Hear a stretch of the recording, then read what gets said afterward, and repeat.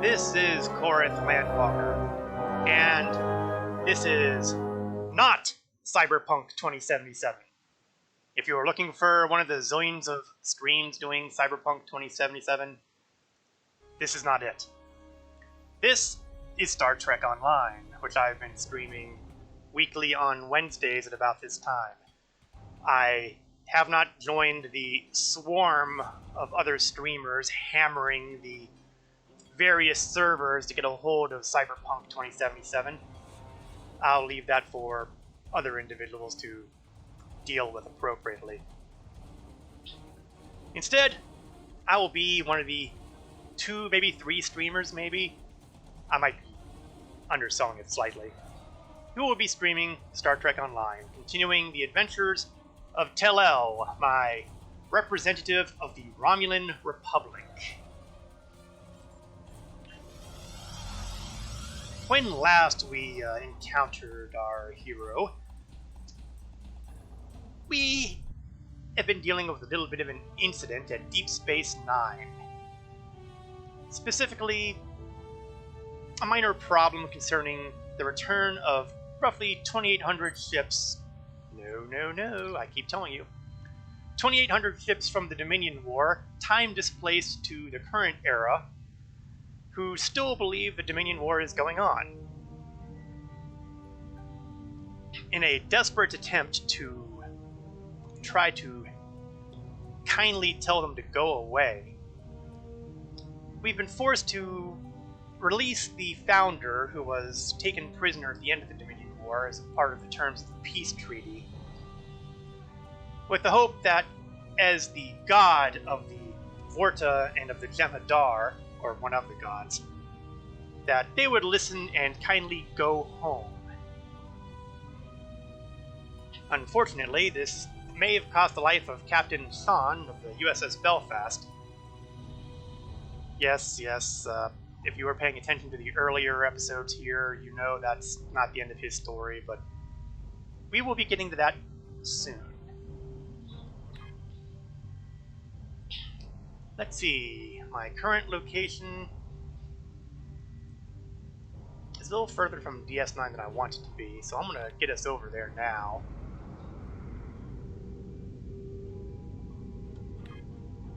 I don't seem to be going in the right direction. Okay, we seem to have a glitch in the navigational systems here. Maybe if I aim for Bajor. There we go. Before we get into the nitty-gritty, let's take care of some administrivia. One of which I really should take care of in the form of dealing with all my excess inventory. I really should start selling some of this stuff off. That may come later. I do have some reputation to collect here. I still have one more go at the Dyson Spear marks, so I can collect and select another daily project for the reputation there. And unless I get more marks somewhere along the line, that will be as far as we go for this reputation. Still, we got up to tier 3. That's pretty respectable, all things considered. This, the 8472 counter command, that's likely to become a little more important soon, but not right away. Actually, it's going to be displaced very quickly by a different reputation, but we were never going to be crying hard for the top-line reputations in this game. Not if I want to keep up do the various episode kind of thing that I've been doing for, well, since I started this up, really. Okay, administrivia done. We've reached Bajor.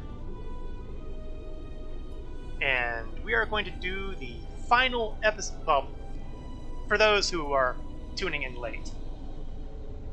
For the last 6 weeks or so, I have not been doing the standard episodes that are in the list here on the left, the main episode chain. I've instead gone to episodes that were only made available at max level, even though it makes no sense whatsoever, for reasons that I will elaborate on further as we get near the end of this stream, I suspect. But it instead is in the Available tab. The original feature episodes from the game, way back, like years back. We went through the Cold War, we helped the Deferi against the threat of the Breen, and made contact with the Preservers, or at least a bit of their technology that was willing to interact with us. We then did Spectres, where we dealt with the threat of the Davidians attacking the Drozana station, and their attempt to pretty much do a lot of damage to the entire sector. And it required a little bit of time travel and meeting a couple of, shall we say, rather famous individuals. But now we are in the Lost Dominion, the 2800 arc, where the aforementioned 2800 ships came bursting through the wormhole from where they were time displaced, took over DS9 under their original orders because they had no idea time passed, and are holding it, and we're trying to get them to go home with a minimum of bloodshed. Unfortunately, blood has been shed, and things could start getting icky soon. So with that, scroll, we will begin the mission Boldly They Rode. Now that we have the aid of one of the founders, we should have no trouble convincing the Jem'Hadar at Deep Space Nine to stand down and return to the Gamma Quadrant. Starfleet and the Klingon Empire are assembling a unified fleet to garrison the station and repair the damage from the battle. We want you to go with the founder to negotiate the surrender of the remaining Jem'Hadar. Rendezvous with the Jem'Hadar ship near Deep Space Nine. You'll represent the interests of the Alpha Quadrant, but this should be a simple formality. Captain Kurland is headed to Deep Space Nine in the Defiant, along with the rest of the task force. He said to tell you he's looking forward to seeing you on board the station again. Yes, this should be nice and easy. We'll bring in the founder, she'll tell them to go home, and they'll all just head back into the Gamma Quadrant. And that'll be the last we see of them. It'll be sweetness and light and sunshine and unicorns. This would be the most boring episode ever if that was all that was going to happen, wouldn't it? We have our usual trifecta of rewards, experience points, which I do not believe will be enough, nowhere near enough to get the next specialization point. Big surprise. Expertise and dilithium ore. We'll also have a choice of one of these items, one of which is for a ship set that I really didn't take very much on, and Polaron weapons, which I don't actually use on my ship. Oh well, it's energy credits. Now I do kind of want to take a note to remark on the whole Boldly They Rode mission thing. We're going to kind of go into a bit of Star Trek history and classical history at the same time here. You see, during the last season of Deep Space Nine, there was a whole lot of imagery related to, I guess, Armageddon, for lack of a better phrase. The Alamo was frequently referenced, but also occasionally referenced was the poem The Charge of the Light Brigade, which was also a story that perhaps did not have the happiest ending. Go ahead and look it up somewhere along the line. In any event, Boldly They Rode is a reference to that poem, and in deference to that, that's why I have the title I am using for this particular stream of Into the Jaws of Death. I do not include Road to 600 because we don't have 600 people. I have no idea how many people would be crewing this ship because they got rid of the crew mechanic early on, and well, now it's basically a crapshoot. Okay, I think we've got it all. Let's wade into the hips. And strangely, it's loading quickly. Something must be wrong.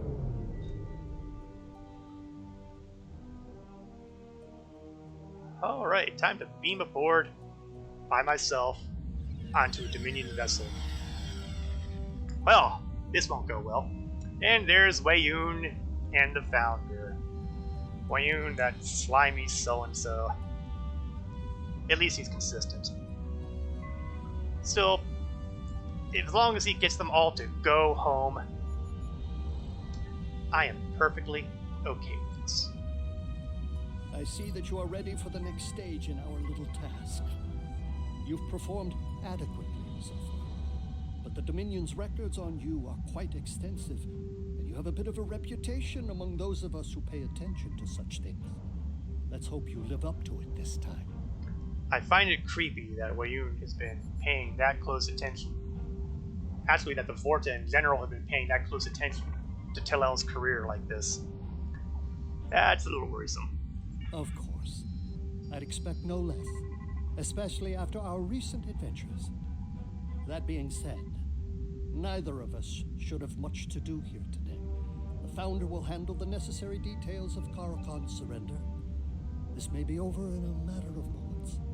Yeah, as long as you all go home quickly, that would be reward enough. If the two of you are quite finished, the sooner this nonsense is dealt with, the sooner I can return to the Great Link and put decades of poor memories behind me. I am right there with Hail you. the station. Inform Loris and Karukan that I would have words with them.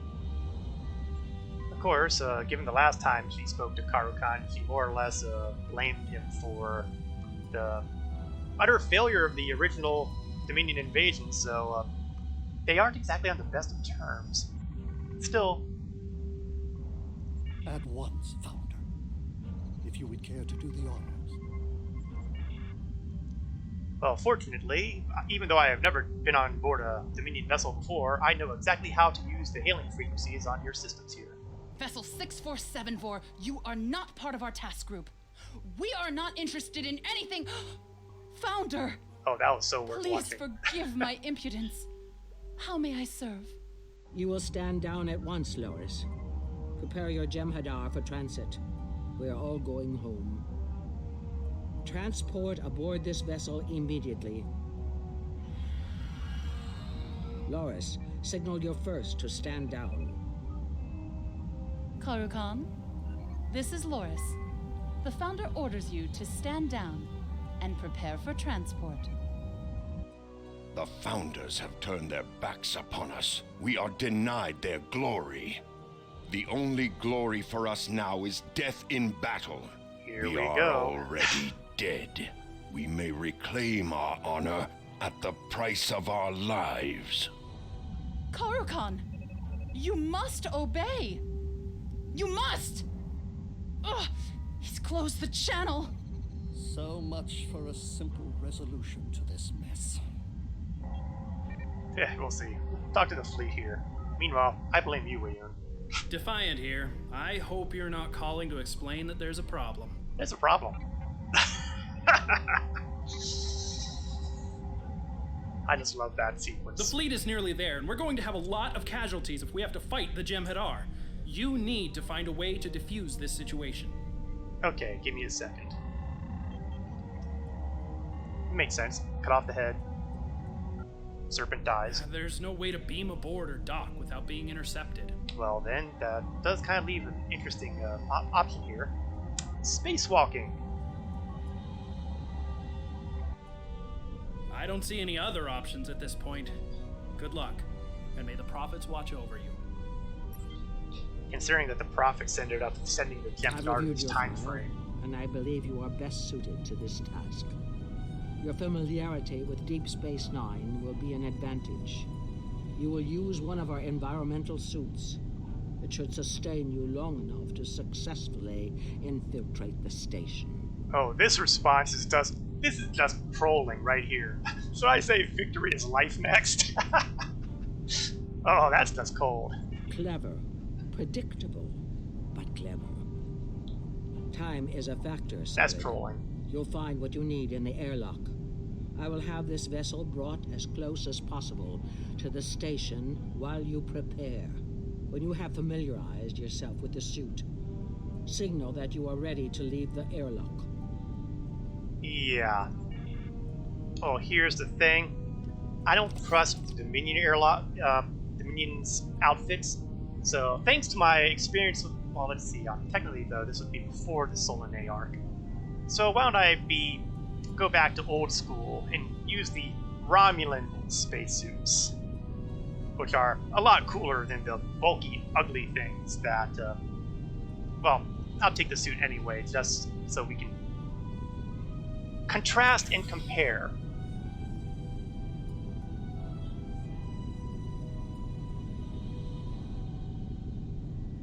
Of course, here we are. They must have moved it up there. Let's move down here. This was the original suit. Ugly, isn't it?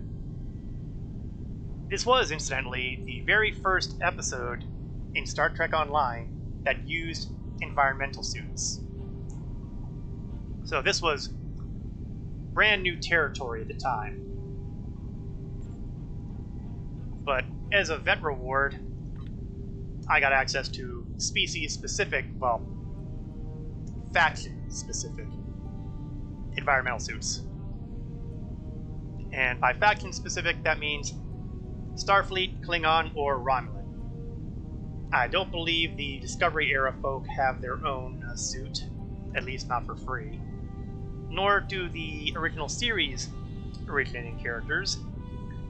And I'm pretty sure the Dominion doesn't either, although I could be wrong on that. It wouldn't be the first time. Alright. Well, enough of that. Let's activate the suit. And exit the airlock. Now, let's get a sense of scale here, shall we?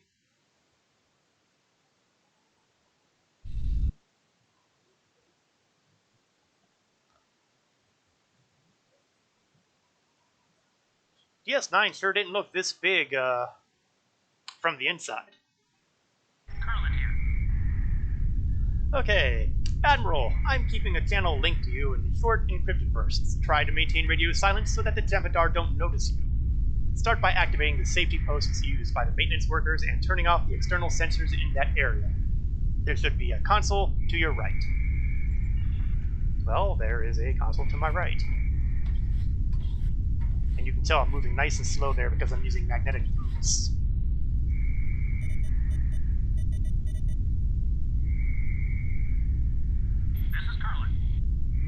Good. The posts should be fully extended. You can use them to navigate the surface of the station. Head to the edge of the ring and target the post. Your suit will lock onto the magnetized hardpoint, and you can use your reaction thrusters to jump to it. The maintenance posts will only be active in this area, so when you reach the end of the row, you'll have to activate the next group. Okay, that seems straightforward. So in order to make this work, I have to target my nav points and hit my thruster button. This is basically what I did with the asteroid mining ways back. You're going to get very tired of the words Kurland here by the time this episode is done. So we're going to just keep on going through. Simple and easy. I'm certain that nothing will go wrong. You would think that by now I would learn not to taunt fate. You'll need to reroute the external sensors to keep moving.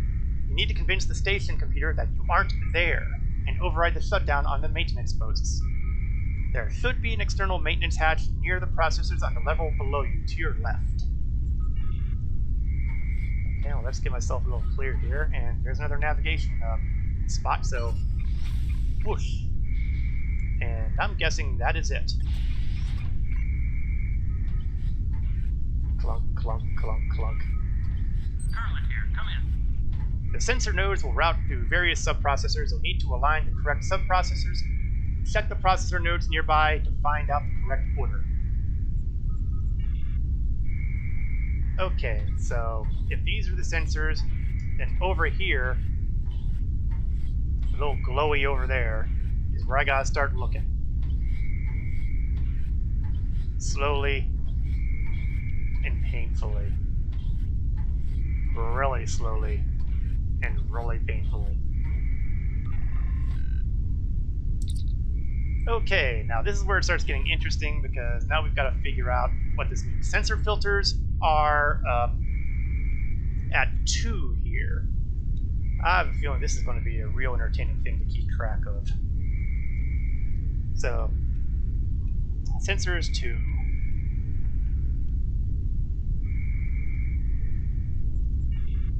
Oh, local EM override, 4.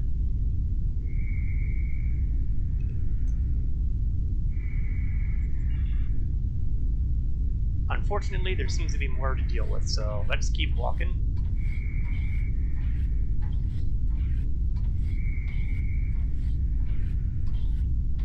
Don't want to run too fast, even if I could, because otherwise I might, you know, drift off the station and into deep space, and horrible things will happen to me.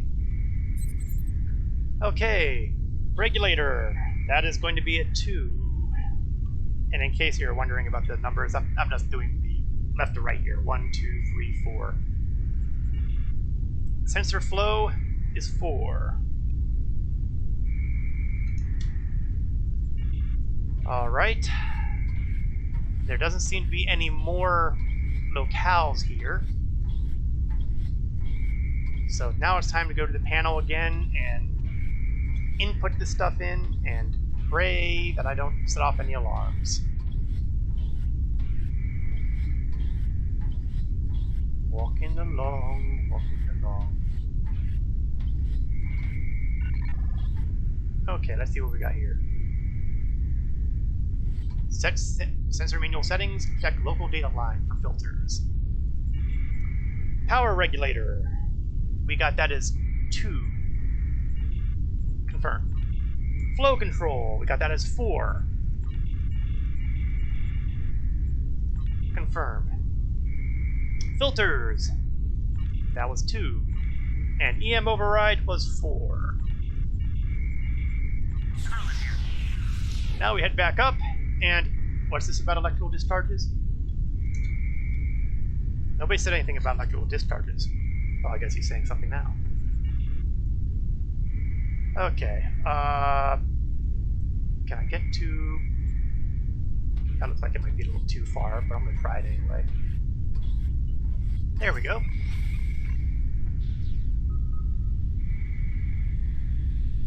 I love when I can pull off the long distance jumps. Unfortunately, now we have this big electrical discharge, which means I'm gonna need to walk a little bit around this thing before I can get to my next nav point. Otherwise, I'm going to, well, I expect something horrible will happen to me if I were to. Can I get to the other one? I can get to the other one. I'm gonna jump ahead.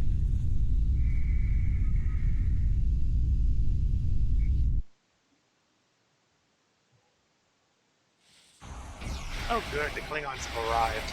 So that's what we need. That did very well.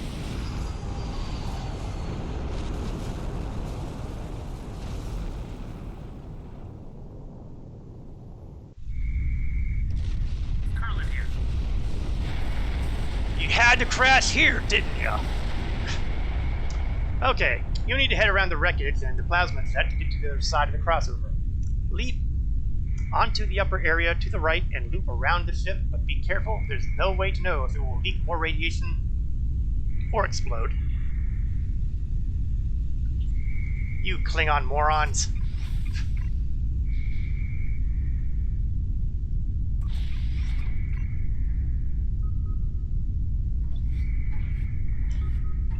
I tell you, if they weren't such good warriors, not to mention, you know, Romulan allies.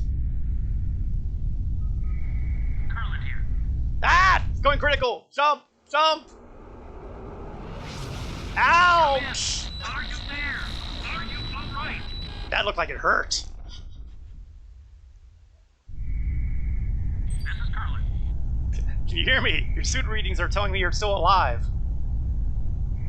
Debatable. I'm here. I'm stabilized. I'm in no danger. That's a relief. All you need to do is jump back down to the station and finish crossing. You're halfway there.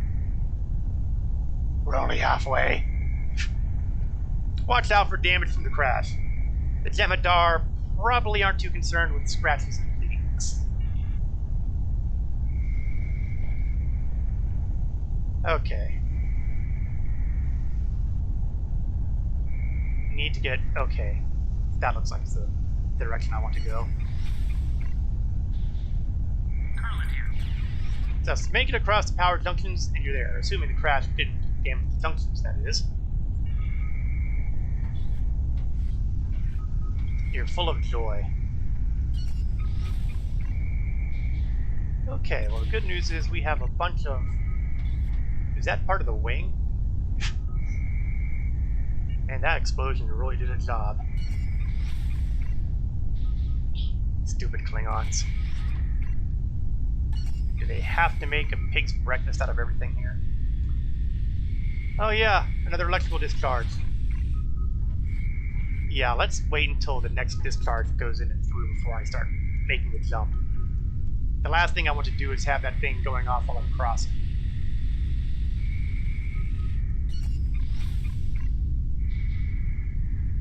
You can do it, you can do it, you can do it. Made it. Oh! Uh-oh.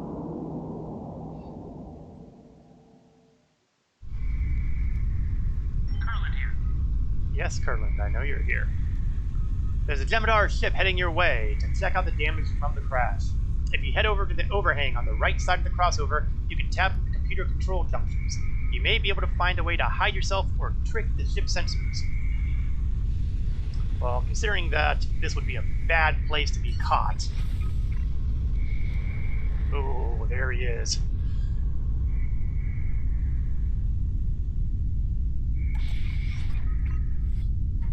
Okay, looks like the junction is over there, so... yeah. You know, part of me wants to try shooting the guy. Then again, he's a little far away. I don't think I can get him. And even if I could... Oh, of course, they had a navigation point there. I didn't have to walk. Oops. Okay, override weapon targeting. Oh, that sounds promising. Okay, we've seen this kind of puzzle before. We gotta go in blue, green, and white. They gotta all look like keys. So, let's go rotate and down. Rotate. Oh, that was simple enough. Override.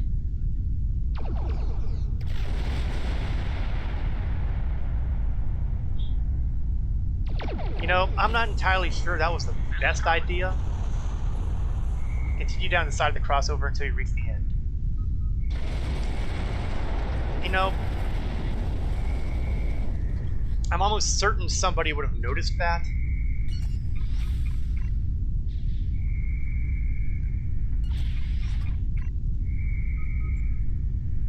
Well, I'm far too far to turn back now. Man, bits and pieces all over the place. I pity the folks who have to clean all this up. I don't plan to be around for the cleanup.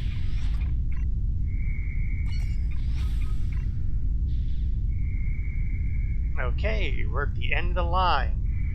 Kind of. Gotta get up on the ledge above. We can do that.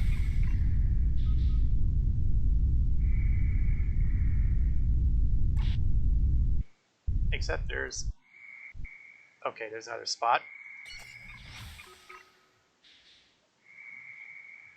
You know, I would have preferred a little bit more vertical lift. Here we go. And we've got another pylon there. And we have a pylon up above.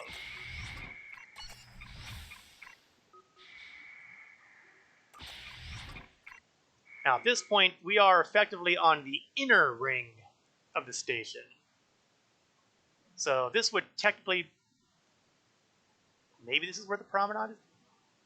I don't have my DS9 tech manual anywhere, so I can't tell whether this is where the promenade is or if it's somewhere in the central area. I'm kind of guessing it's in the central area now that I think about it. That makes more sense. So I guess this would be habitation. I'm guessing. It's been a long time since I looked at the old tech books for DS9. It was a long time ago. Well, the good news is we're getting another example of scale. There's tiny me, and there's the distance I'm covering. Garland here, come in. But luckily we fast forwarded through. As I suspected, Kyrocon has raised a security field around Ops. There's no good way in from the outside. You'll need to slip into the promenade and make your way to Ops from the interior. Okay. Well, it looks like the keys are over here. It says here, override security systems, so I'm going to make the very logical presumption that this is our panel of security. No puzzle on this one.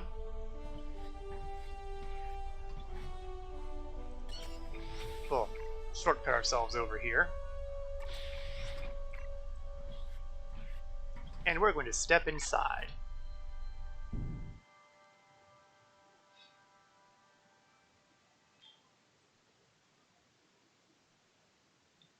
And now we shall deal with the typically slow loading process that is inflicted upon us by the game.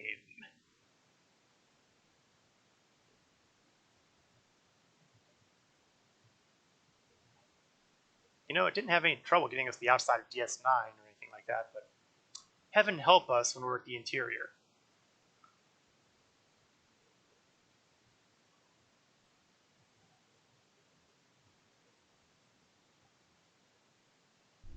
Now, once again, you'll notice that we're at the original DS9 layout, not the current DS9 layout, so it'll look different than what you're used to seeing these days. Now that you've made it inside, you just need to cross the habitat ring and reach the turbo lift to Ops. Cross the exchange to reach the habitat ring, stay low and watch out for Zampadar. The fleet will reach the station soon. You need to reach Kyrocon quickly. Use the station, use traps, sneak, fight. Keep an eye out for opportunities that will help you get past his troops. And yes, remember to equip my armor, because now I don't need this armor, I want my armor.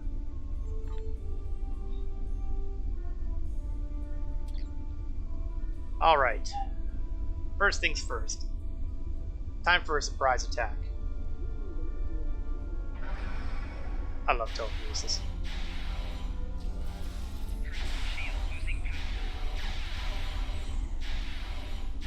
Try to make use of the environment a bit. Oops, they're making use of mines.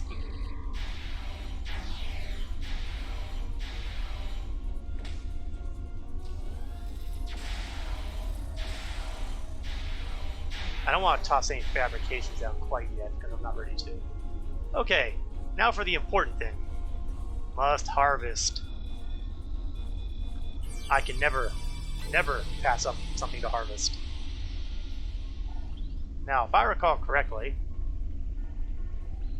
Nope, I guess they disabled the functionality.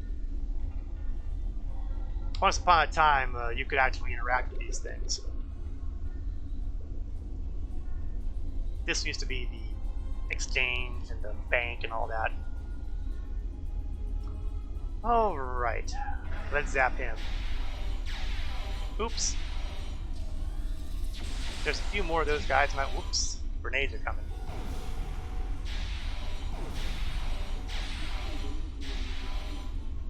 Hi, Zampadar vet. Bye, Zampadar vet. Oh, pretty. Tetracell white. Completely useless to me. Making damage detected. Ouch. Okay, so far so good. Hopefully nobody heard all the loud shooting and screaming going on. Turn left and head toward the promenade towards Ops. Yeah, I guess I can't go right here, can I? And there's a squad of Zampadar walking this way. Well, it'd be a shame if we just let them pass, huh?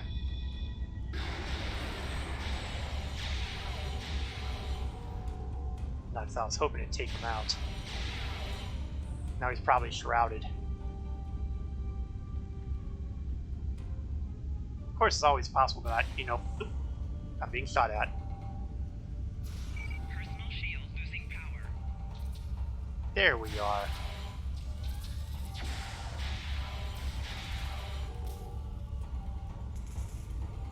Now that was just rude. Okay, let's see if we can get the elevator working here. The turbo lift is locked down. Well, that was going to be too easy, I guess. Yeah, what's in here? Nothing, I guess. Oh, guess who's crowded?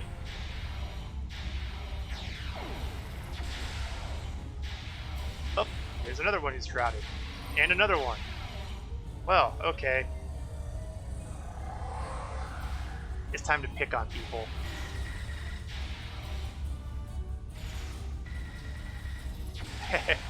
It's hilarious that I've got 3 of these things active right now. I must have had a really good random chance with my duty officers.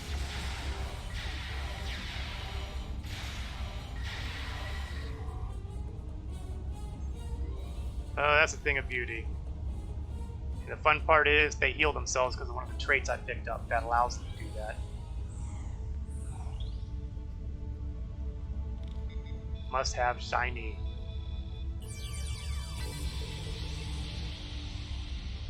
Let's see if there's anything in the Bajoran Temple that might be of help. Yeah, I guess I didn't think so. And well, it looks like someone got the orb out of the way.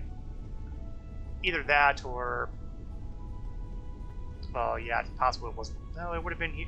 That's right, they took it down to the city. Ah, the name's escaping me now. That's what happens when you start getting old. Quark's bar is locked down. Not surprising the Jem'Hadar don't like so much for that turbo lift. They don't like drinks and stuff like that, or anything that would be remotely viable as entertaining. Now, once upon a time, you could take one of these weapons, but they fixed that somewhere along the line. So much for that. But that was a cool little bonus once upon a time. More locked doors.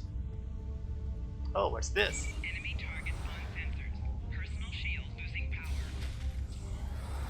Well, it seems we have a couple little details to take care of here first.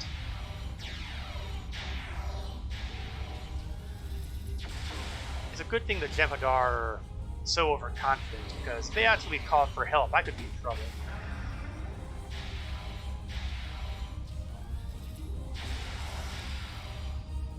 Or hit so white. Now let's see. What will this do? Send overload pulse to next environmental control. This sounds like fun. Let's do it.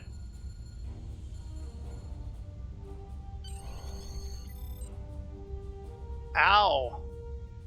Ow! Sizzle, sizzle! Oh, you guys weren't exactly invited here. Okay, let's see if I can go upstairs here. Okay, I can go upstairs here. I'm gonna go back down first, though, because I'm not done here.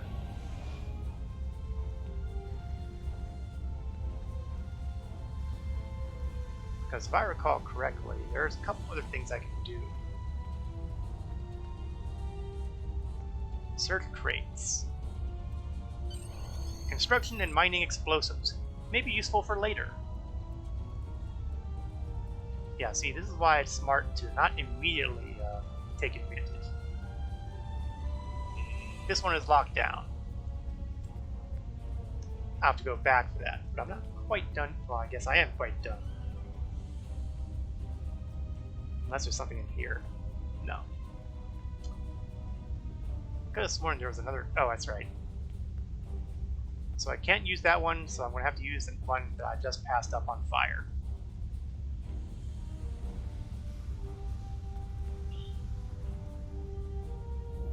Upper level, and Well, instead of going into a fight with those guys, why don't I trigger this power cycle in the force field and see what happens? Ooh, rough break, guys. Airs for suckers. Full credit to the folks who do Darth and Droids webcomic for that quote. Because it's awesome. Okay, I need to deal with these guys the hard way.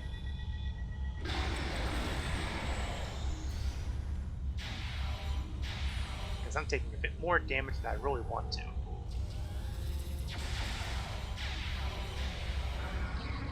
Oh, is he still standing?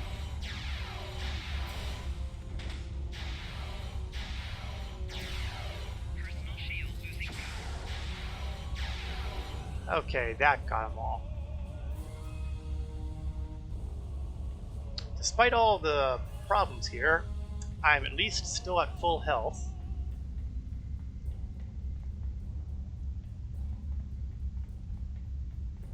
So I might be able to go in both directions here. But my mini-map icon shows stuff in this direction, so I'm going to assume that's the direction I need to go. Unfortunately, I still have another minute and change before my orbital strike hits again, which would have been nice to have available.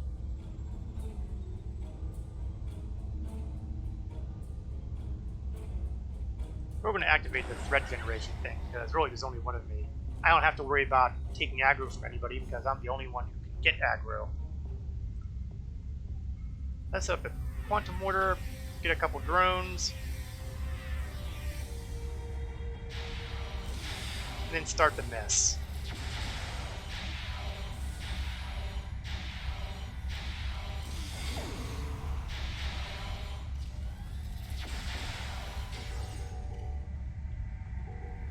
Okay, so far so good.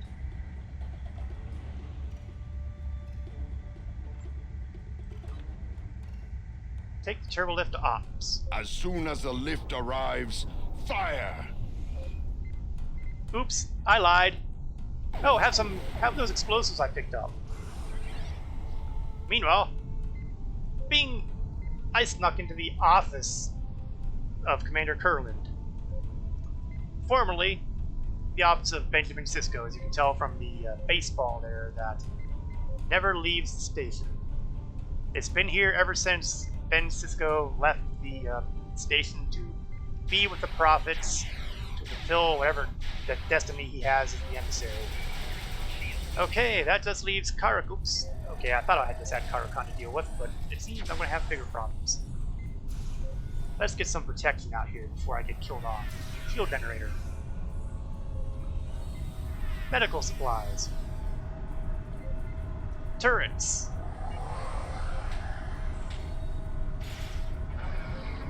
Let's see. Bring out another drone. You can't win, Karukan. Give it up. Hey, did I say you could go? Your ships may be arriving, but you must still face my warriors in cold space. We shall settle this among the stars. Sir, we've arrived with the rest of the fleet, but Karukan and his ships are moving to engage us. We're ready to beam you up. Just say the word and we'll push through the enemy lines and transport you aboard. Sure, the good news is we've got ops. DS9 is effectively ours. The bad news is, well, there's 2,800, well, somewhat less, Jem'Hadar ships out there who want to do us a great deal of personal harm.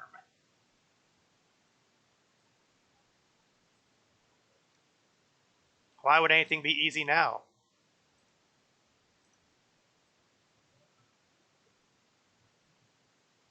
So we will continue the painfully slow process. You know, you would think that with all these older episodes that are ancient, that they would load in faster because they're not as complicated as newer ones. Nope.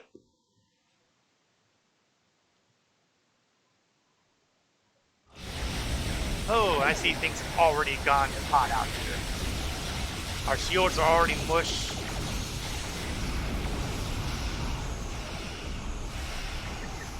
I'm already using half of my abilities to keep myself alive. Step 1, get clear. Step 2, cloak. Step 3, no, I will not scan that gas. Priorities.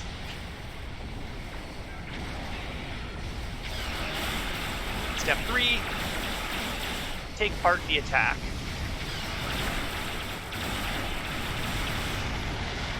There's too many of them. Well, gee, how'd you notice? And here we are, the introduction of the Enterprise F. Looks like I'm following your lead again. Take the point, Captain. And look who The survived. Enterprise is here to back you up. Looks like Captain Sean got one hell of a promotion. And I did notice that all those guys started to stand on their chairs, which I find hilarious in Light of Star Citizen.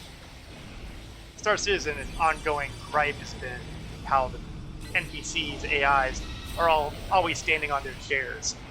You can see now that this is something not restricted to that game. Just a humorous thought.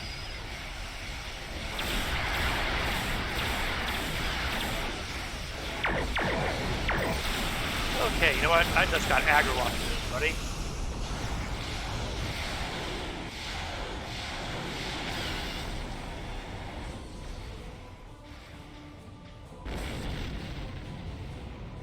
Yeah, you know what? We'll pick on someone our own size.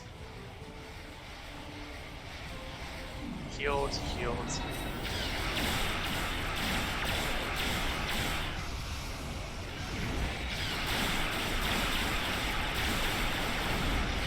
Whoa, whoa, not good, not good, not good.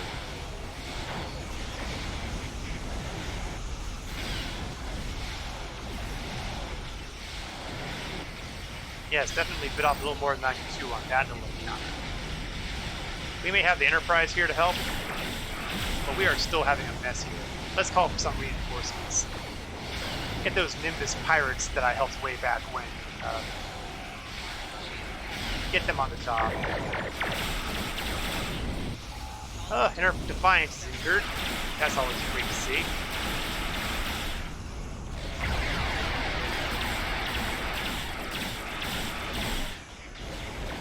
More healing. Still 3 more minutes before I can hope to have my Miracle Worker back active.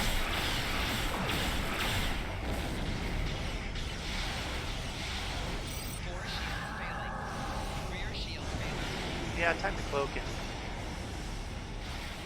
we'll resume our attack momentarily. Oh, I fulfilled an endeavor. Apparently, some of the damage I've been doing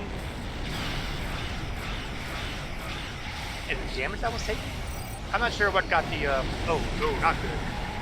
That's what happens when I take my attention off the fight and try to look up what gave me my endeavor reward.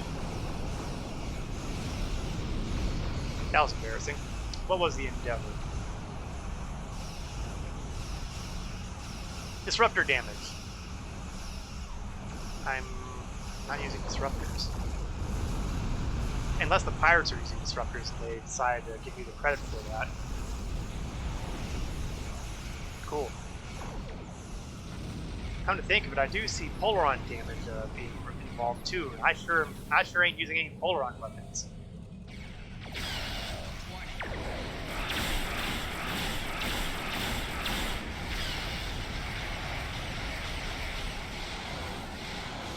Let's get ourselves ready to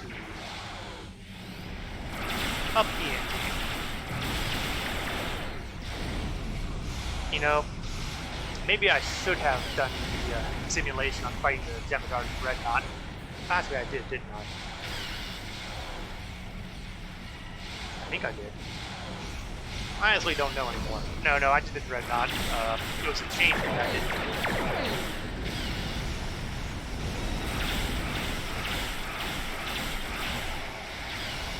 Okay, let's get some more reinforcements.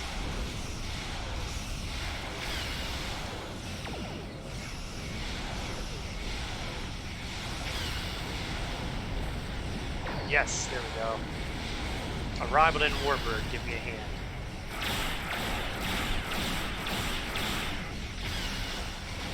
Let's see if I can try to make his life a little more miserable by giving him a singularity drain fight. Oh yeah, that did it.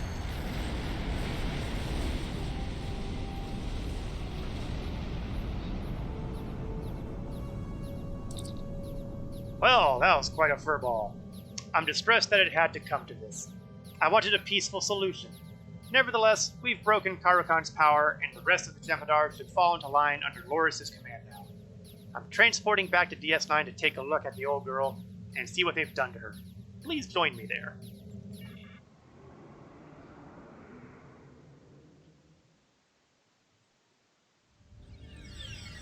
Now, the irony here is, I believe I've beamed into the current DS9 to wrap this up. So, apparently they have, because, you can see it's very different looking. I tell you, sometimes I wonder. And I have a few options here. First, we're going to hail the Enterprise. I've been offered a great opportunity. Commanding the Enterprise is an honor, one I never thought would be mine. Still, the Belfast was a good ship, and she will be missed. I won't forget your part in saving her crew. Many of them will be joining me on the Enterprise. I am forever in your debt. I'm not much for goodbyes, and the Enterprise will likely be at the frontier of Federation space. There's no telling when we'll meet again. I'm sure we will, though. Ah, and we do, frequently during the Dyson Spear arc. Now let's hail the Dominion. I'm picking up your signal clearly. The Dominion repeaters on this side of the wormhole are functioning normally. The Founder is well and will rejoin the Great Link soon. She offers her gratitude for your assistance. Yeah, I don't believe know that. what the future will hold for me, but at least I have a future now. It is disconcerting to lose decades of time, but the Founders are wise. I am sure they will find a new place for me. It's hard for me to have too much sympathy for you. I'm not sure how to say this, so I'll simply say thank you. This series of events was entirely unexpected, but we survived. Not only that, but we're home now. All this is thanks in no small part to your efforts. If we meet again, I will not forget. And as folks who followed my earliest streams with the Jem'Hadar character, you know that we will meet again. Oh, and Wei Yun says hello. Actually, he's still sulking. But it's more amusing for me if I tell him that I expressed warm gratitude and fawning sycophancy on his behalf. Goodbye. Okay, that amuses me. And now that we've chatted with all the optionals, there's just one other person to speak with.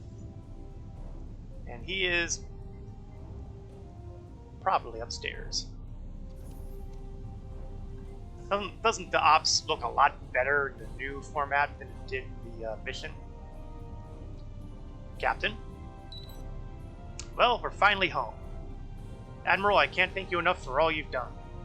Putting your life on the line time and again to protect the Federation, always trying to find a peaceful solution. You have upheld the finest traditions of Starfleet. You may not have noticed this, but my uniform is not a Starfleet uniform. We've come full circle. You can get back to the Tavellan, and I'm just glad to be back where I belong.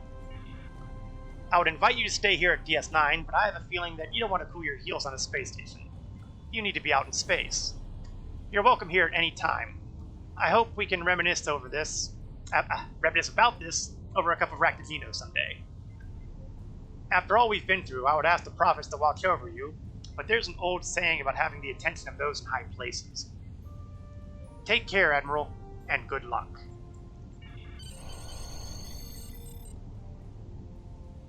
So let's beam off the station now and wrap it up.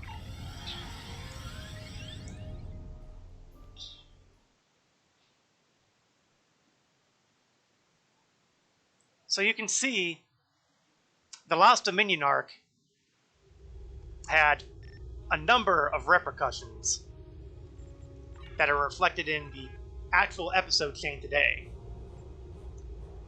Deep Space Nine belongs to the Federation again, and Loris, Wayun, and the remaining Jem'Hadar have departed for Dominion space. This is the best possible outcome for the Federation, and could open the door for future diplomatic relations with the Dominion.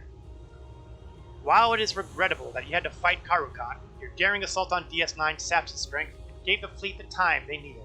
I commend you for your bravery and decisive action. It has been an honor to serve with you, Admiral. Perhaps we will work together again. Achieve out. Okay, we're just going to grab whatever gets us the most money when we resell, and it looks like it's going to be the Jem'Hadar shields.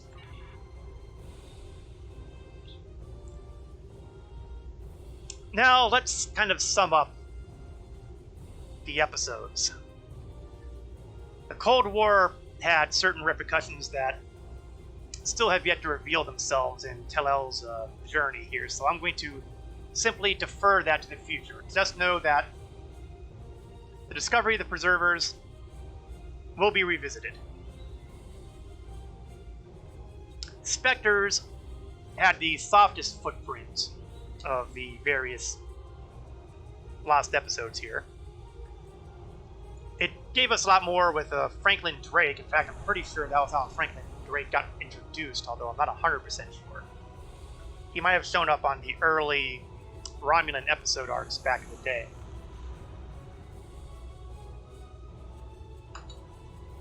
But aside from that, nothing much was lost except the opportunity to meet a couple members of the original series crew.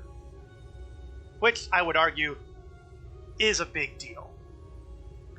And then we have the Lost Dominion arc, which has all kinds of repercussions that are pretty much dealt with further down the line. I mean, we've got the whole DS9 arc in general. We've got the fact that Sean was effectively introduced in this series, and even though he got backdated in a couple early episodes for the Starfleet, he was still effectively introduced to the player base during this mission arc. And even though he got backdated, this was where he first showed up with the Belfast, and this is where he first showed up with Enterprise F, which was the second episode where we saw an Odyssey-class cruiser. Now, the first Odyssey-class cruiser was actually seen in a single episode that came about on, I'm not sure which anniversary it was, but it was on an anniversary day. It was available for their anniversary event, where your captain would give the shakedown cruise to the USS Odyssey, the prototype. So, for a brief time, and anyone who completed that would get a free version of that ship. It was not as good as the various specialty ships that came out shortly after in the C-Store, the 3 Odyssey variants. And the fun thing about that was you got to go to the Utopia Planitia construction site. You got to wander around there a little bit. And during your shakedown, you would be attacked by the Klingon flagship, the Bortas, or its prototype, that is. And the Bortas, for those who do not speak Klingon, is a Klingon word for vengeance. And that's where I'm kind of got me a little amused there, because okay, I'm going to make a deep cut here. We're going to go back into the ages of time, long before there was ever a Next Generation show. Back when Pocket Books was producing novels for the first time. There was a book by John M. Ford, who passed away a number of years ago, but the 2 books he wrote have always been a couple of my favorites. And the first of those was The Final Reflection, which was, aside from maybe 5 pages, which were a framing story with Kirk's crew, it was basically the story of Captain Kren, a Klingon warrior. And it was done in kind of a historical style. Well, maybe not really historical style. But it was taking place in the early days of the Klingon and Federation contacts. Now, the reason I bring this up is because Kren, in his youth, would watch videos of a fictional sci-fi show called Battlecruiser Vengeance. So you could say that the FotR's came from that. John M. Ford also wrote How Much for Just a Planet, which was one of the most hilarious Star Trek novels ever written. And I highly recommend both those books if you're in the mood to read, if you can find them. You might be able to find them on electronic media these days. You certainly won't have an easy time finding them in their original paperbacks. One more postscript about Battlecruiser Vengeance. I believe it was during Keith R.A. DeCandido's books about Klingons that he did a little bit of a homage to Ford by including references to holos of a remake of Battlecruiser Vengeance. Now, the original Battlecruiser Vengeance was apparently kind of a poke at, the Star Trek TV series. But the reimagined Battlecruiser Vengeance was a poke at their reimagined Battlestar Galactica. So there's some deep cuts for you for the FotR's. And like the Federation, the FotR's got to do the Klingons got to do the FotR's shakedown cruise, and they got attacked by an Odyssey cruiser. So everything I said about the Odyssey applied to the FotR's. All right. Digression over.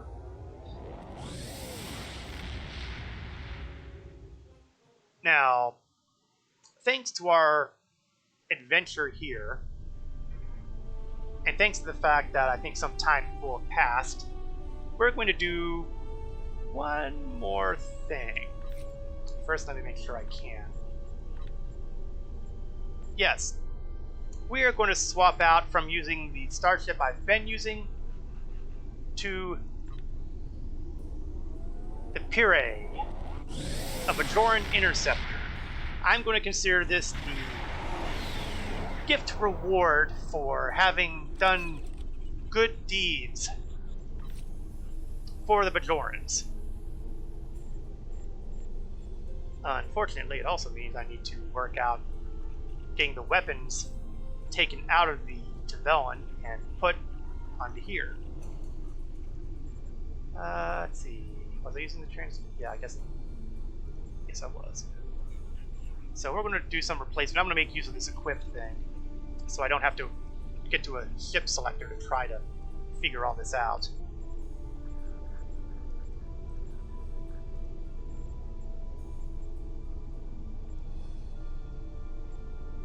Okay, that takes care of the development 4 weapons. I thought. Now I got aft weapons. Well, let's get the aft weapons taken care of. It'd be nice if they did this in kind of an alphabetical order. That would have made my life a lot easier. Plasma beam, plasma.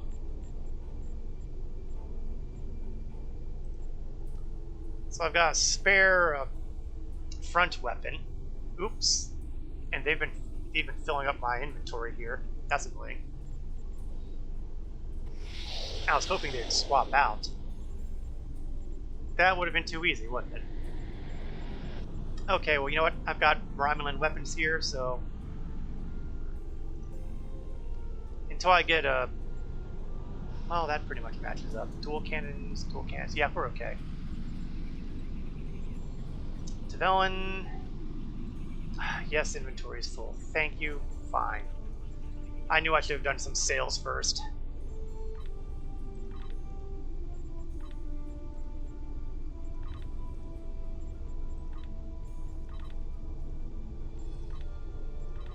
And yes, I know I have an Endeavor award to deal with. It's on my list of things to do. Moving along. Tavellan's array. Solnay engine. Unfortunately, I can't swap out the warp engine because all my engines have been singularity drives, and well, I don't really have a singularity drive to work with. Oops. Okay, well, we'll have to deal with that at a more convenient time. Oh yeah, I didn't have any. That was my best app weapon. Oh, here we go. I don't know what I was thinking with the app weaponry. Oh, maybe because I hadn't gotten that far.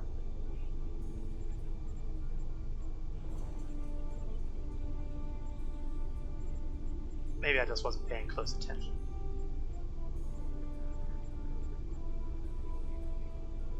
Still, I could have sworn I had a torpedo launcher that was better than a basic, Oh. Eh. Is what it is. Developing.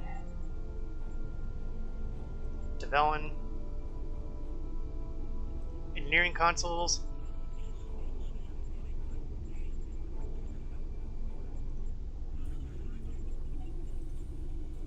Basically just taking everything I can get off of a Tavellon and loading them up.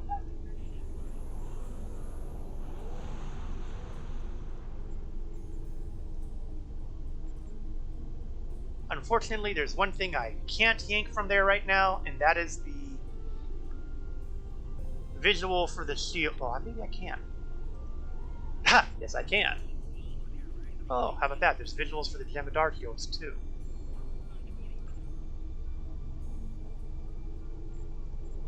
We'll do the visuals from the Jem'Hadar shields. Let's have a reason to use the Jem'Hadar shields after all. It'll be a memento of our victory here at Deep Space Nine. Let's discard the remaining things here.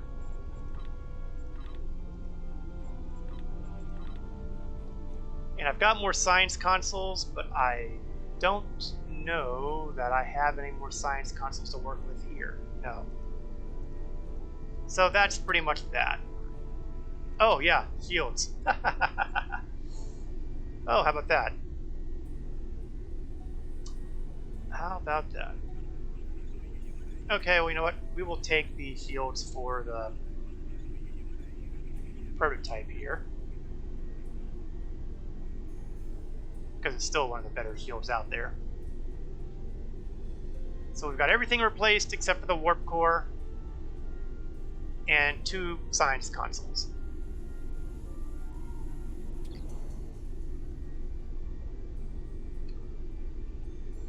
And it seems that when I did all this, I lost every single thing I had mapped here. That's really annoying. Oops. And even crazier, I don't have the automatic stuff on any of these things. Voice the prophets.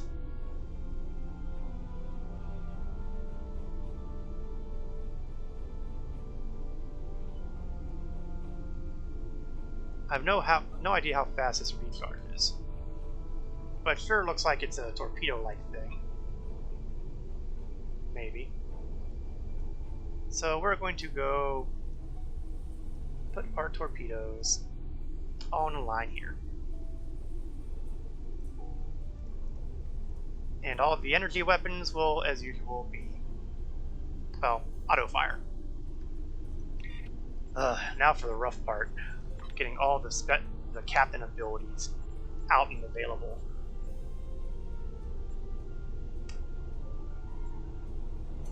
Domino. Increase the speed, recharge speed for everything. I like that. It'll be interesting to try to use. Engineering fleet. Evasive maneuvers. Support.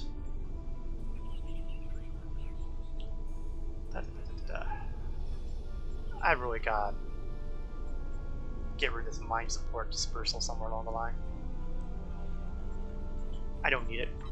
Repairs, which are critical. Nadrion inversion. That's what let's move that down here.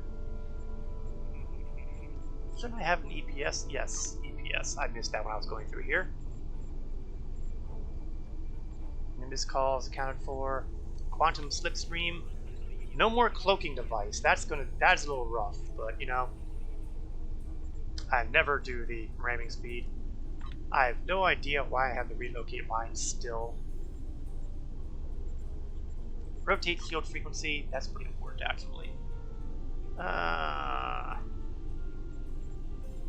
don't care about threatening stance. Okay. Okay. That's good.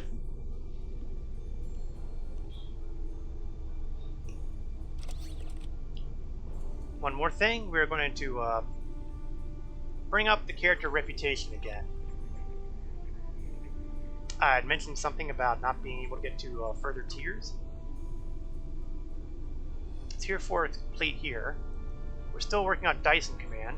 So what we're going to do is, since I have this Endeavor Award, let's see if I can get some marks. No, I just got credits. Well, I guess that was asking for a lot.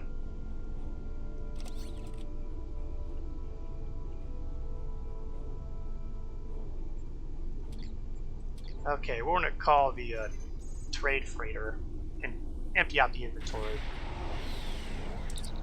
I just have too many things, and I'm not even going to bother with trying to do the exchange on these things, because I don't want to keep people here forever. Get rid of that environmental suit. I'm keeping the shield here because I think I might want it again. And we're just going to burn through everything, honestly. Oh, not the contraband, I guess. Anything that says infinity, we're keeping.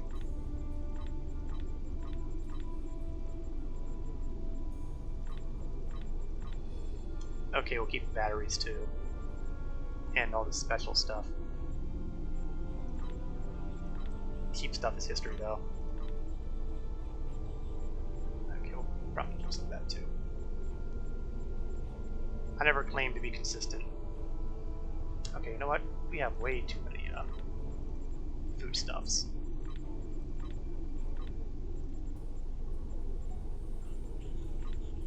Coffee.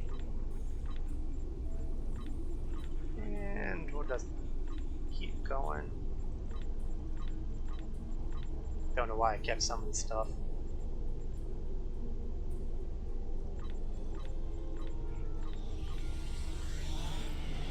Fuel stabilizing core, don't need.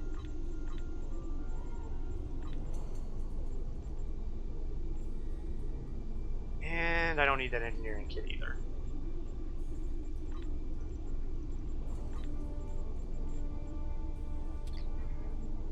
Do a quick sort, and boy, does the inventory look a lot emptier now. That's what happens when you trim the fat. Alright then. Now, I was considering the possibility of doing the next episode for the Dyson Sphere arc, which is the last episode of the Dyson Sphere arc. But that will take a substantial amount of time, I think, and even though we still have a substantial amount of time to stream, I don't want to start that. So what we're going to do instead is we're going to go to a battle zone. Specifically, the Badlands.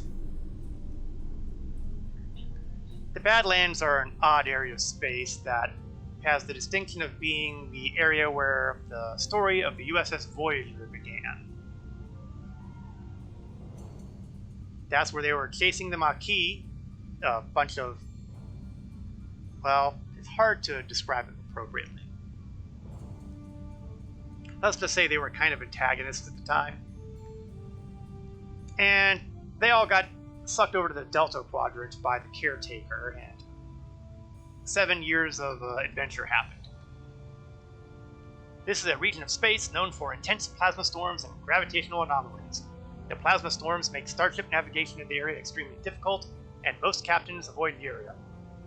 Well, we're not most captains, are we?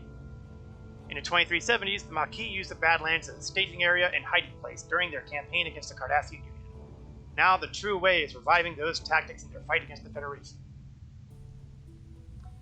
So why am I going to this battle zone? Because since we've been doing a whole lot of things that are related to DS9, I thought I would take one more look at the DS9 related kind of stuff. which includes the mirror universe, which is very much involved.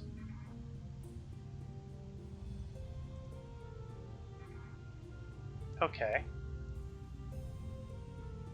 I am confused.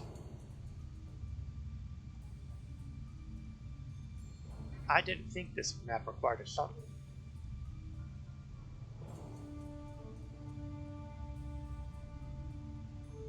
Quite the opposite, in fact.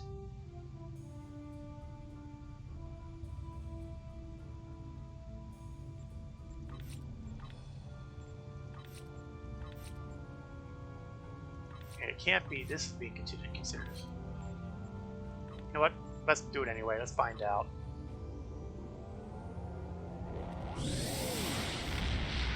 And maybe that completely confused the Badlands entirely.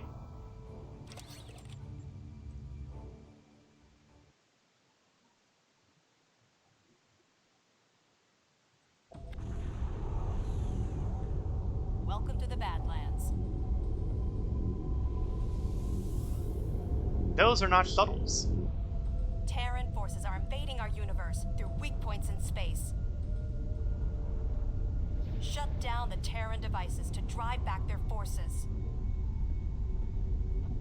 Send the Terrans back to their mirror universe.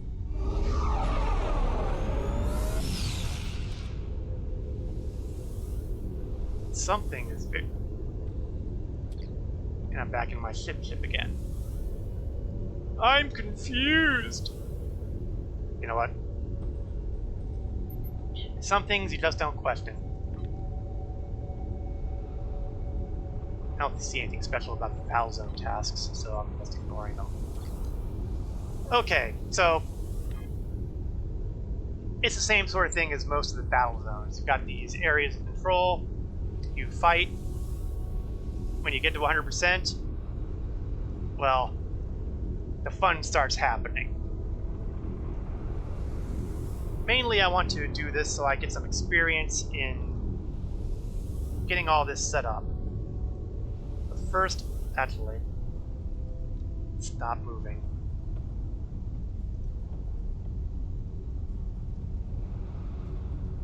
Okay. First, I need to do some realignment of my HUD here because it seems to have gone a little strange on me.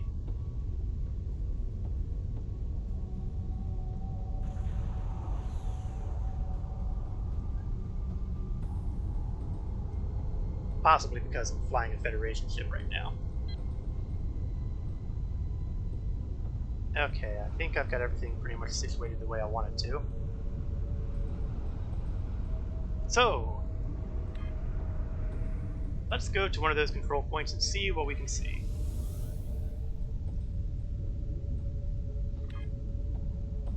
Plasma Controller Beta. And, well, it seems like it's awfully busy around here.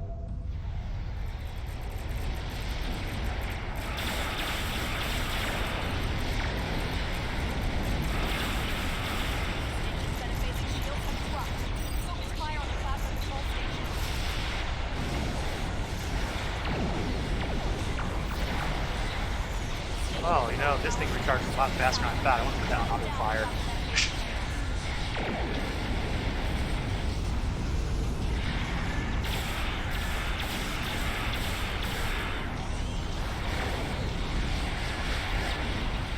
Front shield is already history. That's a bad sign. Auxiliary. Oh, there we are. Someone has already accounted for that. The station's metaphysics shields have thrust. Focus fire on the plasma control station.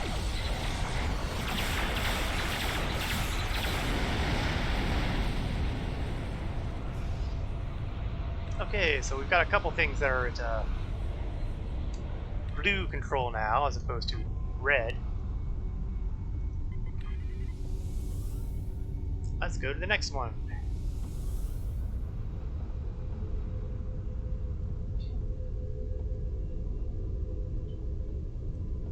Now, depending on how well this ship performs, that'll kind of measure whether or not I'll keep using the ship. This is the first time I've ever really used this ship.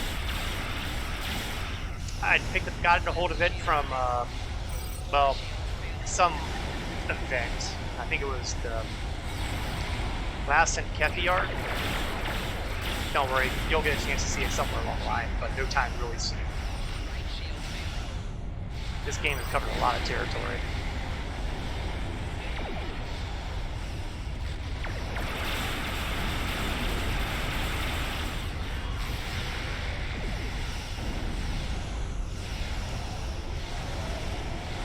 But if this fight goes well,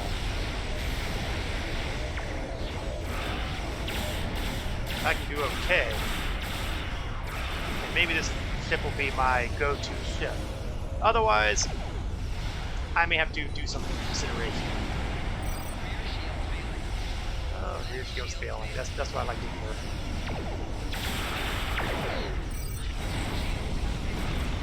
I'm being...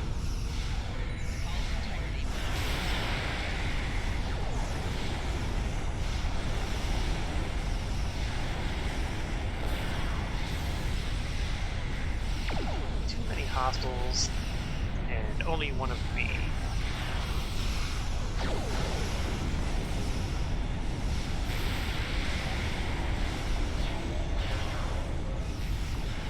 Oh good, that's one more guy out of the way. If I get rid of this free, I might be able to dock the other guy up to start the ball rolling on me.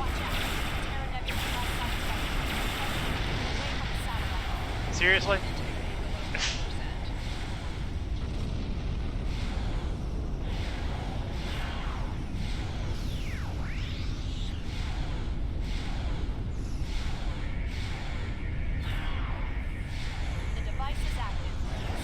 Okay. And that's the one bit of good news. Bad news is I am still way outnumbered. And since half the point is to stay close, since all these guys have heaps of repulsors, not to mention they're beginning to make a mess out of my ship.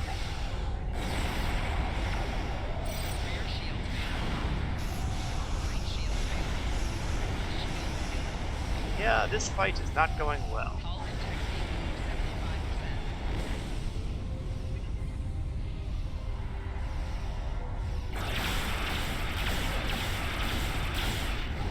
On the other hand, I am still alive, which is probably a premature thing to say. Things are looking bad. That's good, because, you know, things weren't rough enough.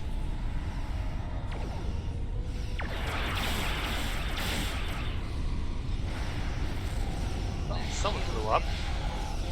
And more importantly, it wasn't me blowing up.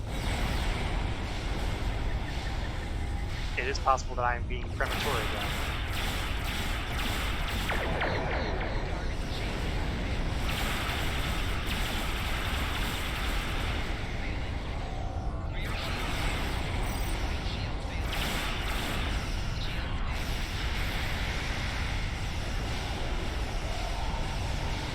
Okay, this is bad, this is bad, this is bad.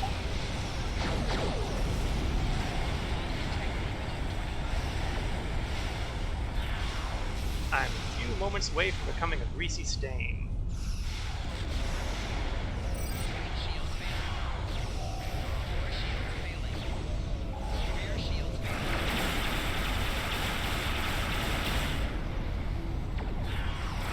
So far, I've managed to stay intact by basically using spit and failing fire. Oh, come on! I just got rid of the science vessel!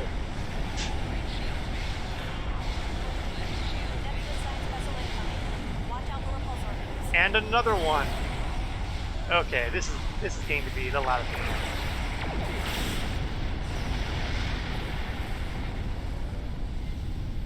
Okay, well this was not the most auspicious start.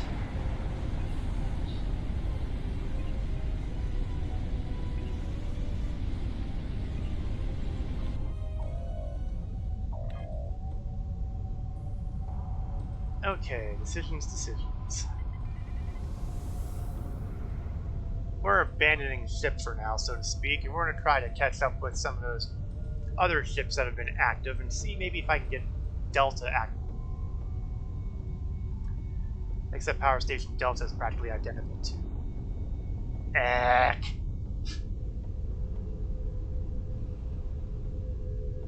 Not great.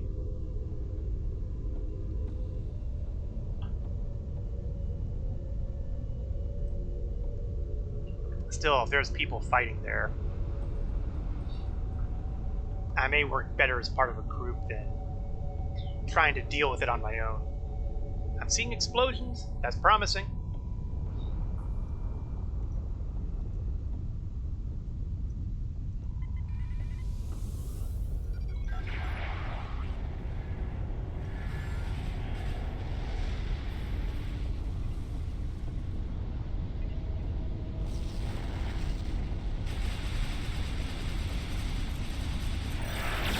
Oh, these guys are melting them.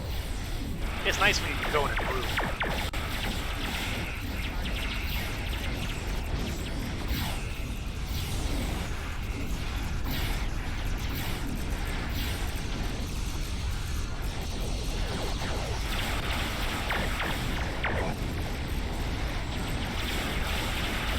Yeah, this is going a lot easier.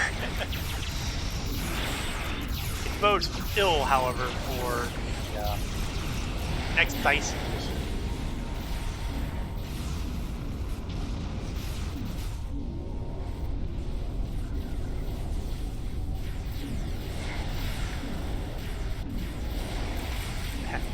I feel like it's such a tiny starship here against these huge ones around here. Honestly, this thing would have been better classified as a shuttle. But strangely, I was not consulted.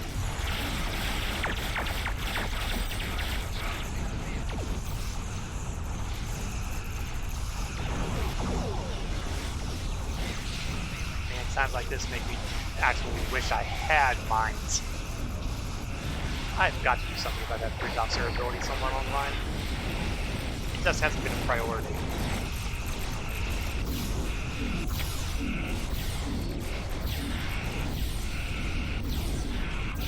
I think I knew this. Okay. It'd be nice if we could get all this to work out, because I really want to show the next stage of this battle to me. I don't know that we're going to be able to pull it off, though. But you know how it goes. Better to have tried than never have made the attempt. Shields have failed.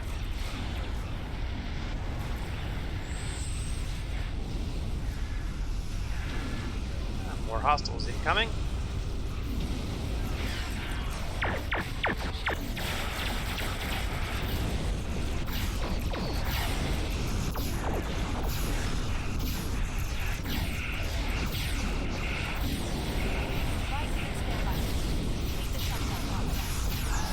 Okay, we can do that. Excellent work. Got a tier 4 award on that one. Now I'm just going to follow the crowd. They know what they're doing.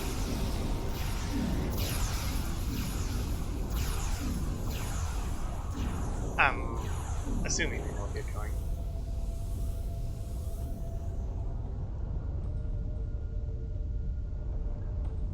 Okay, there seems to be some inconsistency with where everybody's going to be going.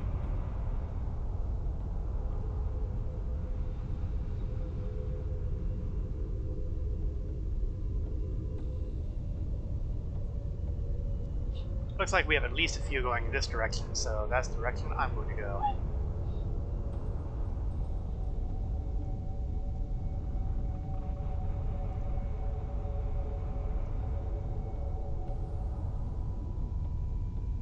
Unfortunately, this is kind of a very familiar starting point. Let's hope it doesn't end as badly as it begins.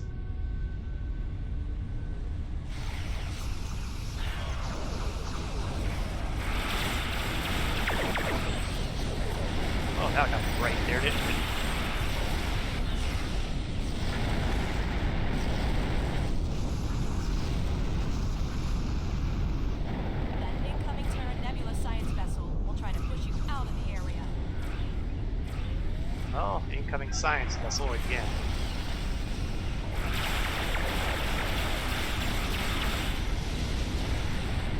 I guess he got everybody's attention on that one.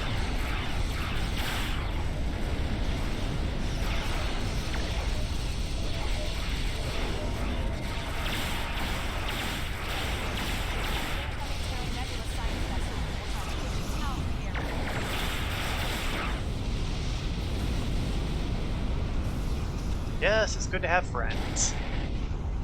Device shutdown 1/3 complete. Reading energy and stability. Watch for additional plasma stores. Oh, you mean like the one flying right behind you?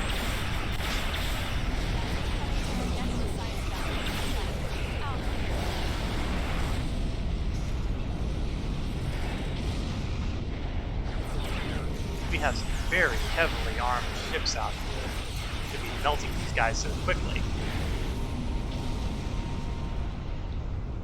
That said, it's perfectly possible that they're a little more serious in playing this than I am.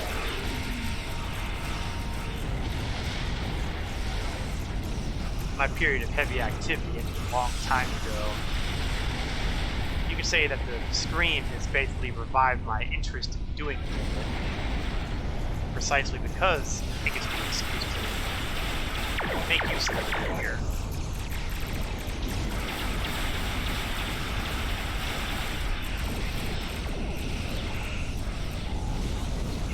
Oh no. No, no, no, no, no, no, no.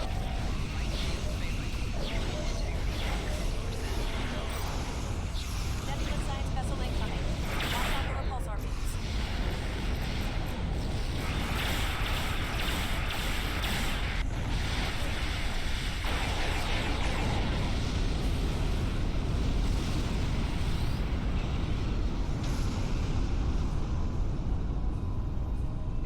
Watch out. The Terra Nebula class science vessel will use repulsor beams away from the satellite. Yeah, it occurs to me that someone could probably stick around near this thing if we don't want it to take forever.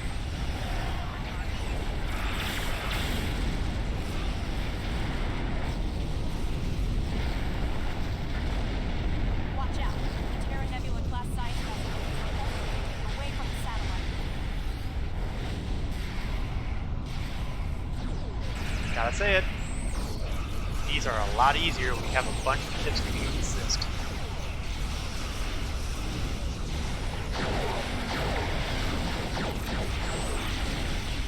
Shields rebalance a little bit.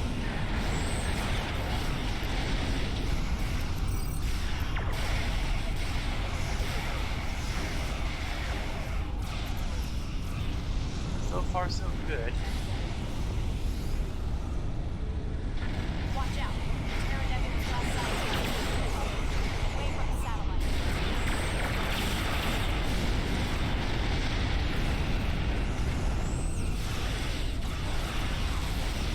May not be long before we can get this one out of the way.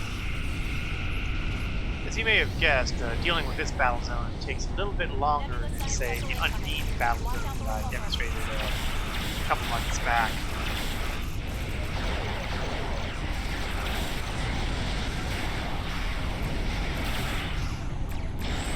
Whoa.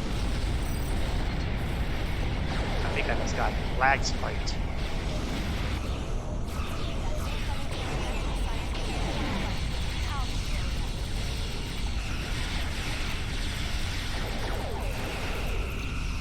Almost there.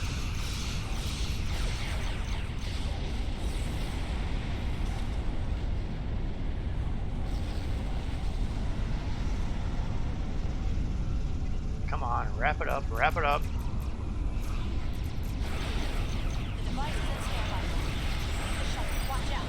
Terra Nebula class device shutdown. Excellent work. Great. No sense in sticking around here. 2 more seconds. If we can manage to not lose control of anything. The Mirror Universe bases are transiting to our universe. Head to their locations to stop them. The Mirror Universe bases are activating. We have 10 minutes to drive back as many as possible. All right. Let's go to our closest target here.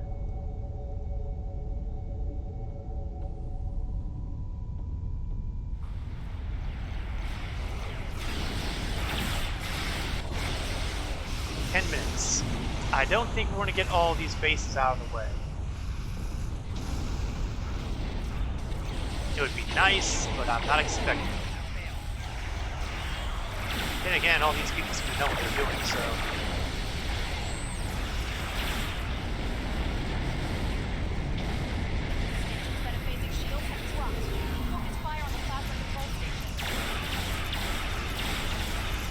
That went a little bit better than I thought it would.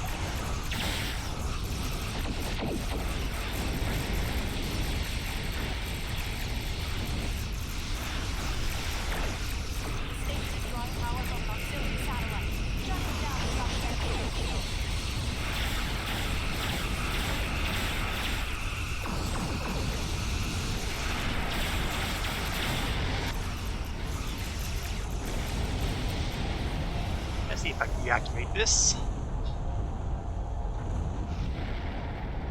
That's that is something. Okay, this is not working well.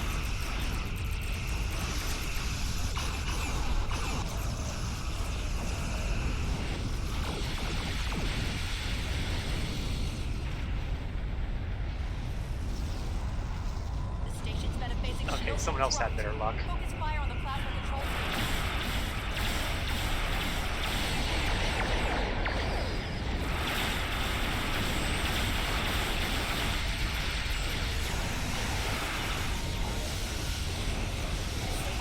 Oops.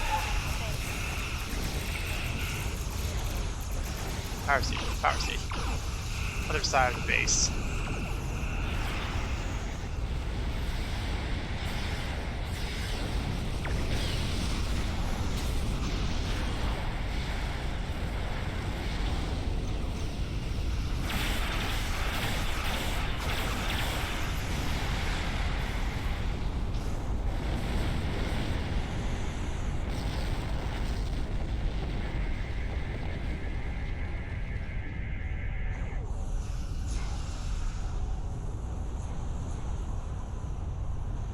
Okay, now for the long part. Because again, this takes forever and a month to shut itself down.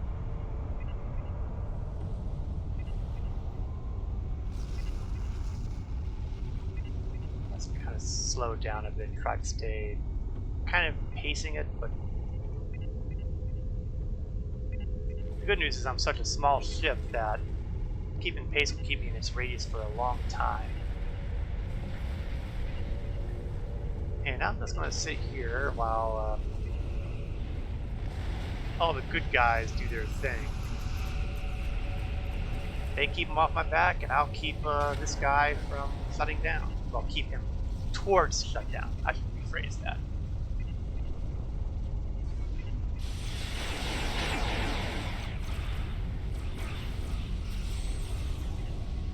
I'm doing my part.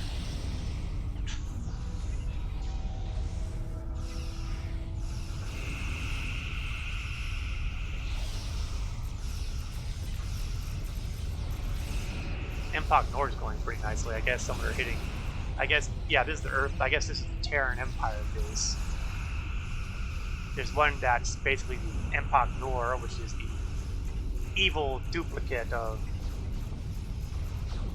Well, actually, it's not even the evil duplicate of DS9. It's the evil duplicate of Empok Nord, which is a duplicate of DS9. It's complicated.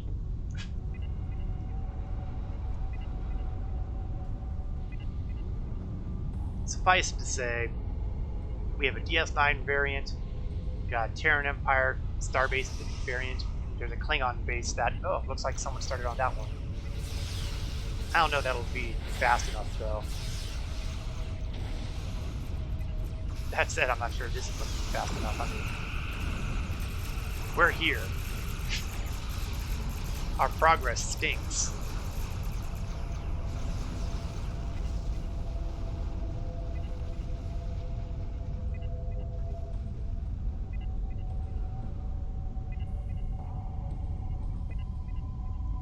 Disable the power station that's orbiting the base. Shut down the portal generators to force them to switch to emergency power.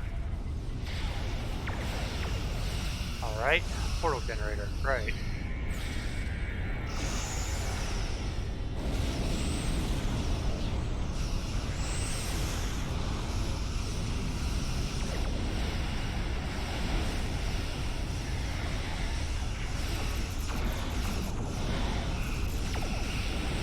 got it. Because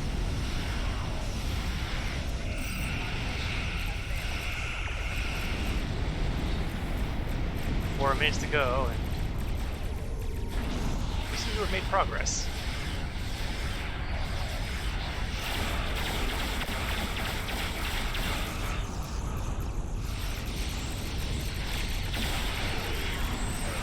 Oh, right, that's because we can actually get the starbase now.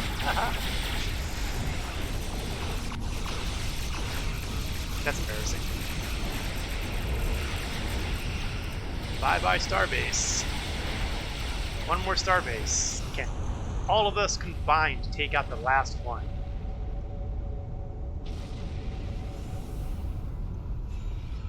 Four minutes. And, well, I'm going to say it's not only possible, but likely.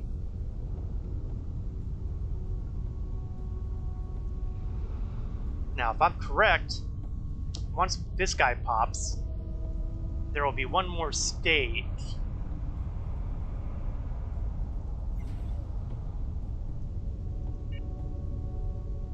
I don't think I'm even going to get close enough to take shots on him, though. I think he'll blow up before I can go fire. Here we go. I might get a tier 1. No, I don't even get that. All 3 bases have been forced back. Excellent work. But you'll carefully Sensors note. reading a large force of Terran ships inbound. They must be making a final push. That's right. One more big bunch All of these ships guys. assemble to present a united front against the Terran forces.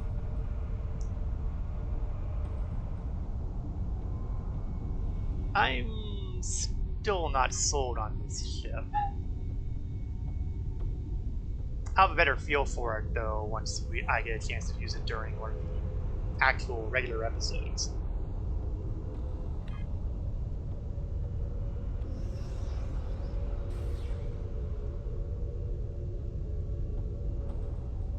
Alright, we're in the area.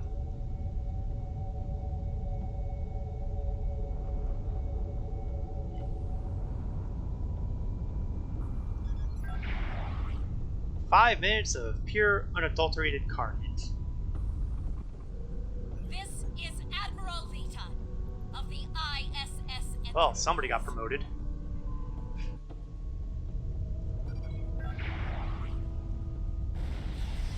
Wait till you see the power of my flagship. The Enterprise is so ready now. I don't know, she's already at 0%. I don't think power is kind of issue here.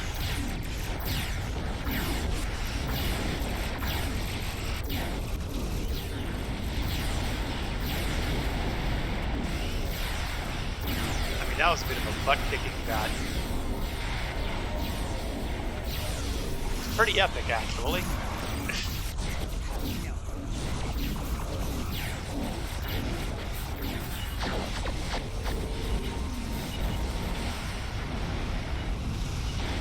Now, I'm not entirely sure what all the big rewards on here are. I feel like there's some sort of marks that will be available. I don't know what. So, I don't recall the reputation that's tied to this. It's been a while.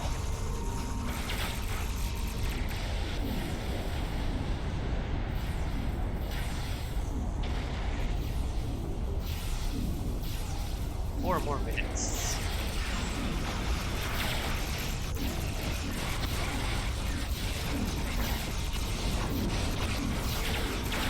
And so far, the kill count there says we've wiped out 116 ships. And rising. Whoops. I flew a little too close to the flame.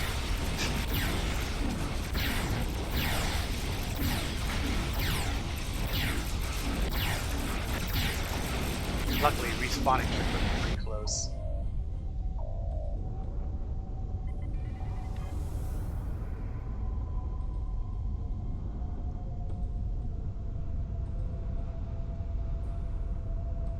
Because it would be very embarrassing to go through all this and suddenly discover I get no rewards for it. That would, in a word, suck.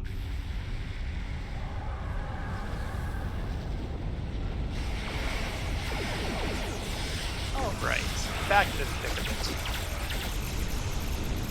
Let's not fly too close back to the central area again. I learned my lesson the first time.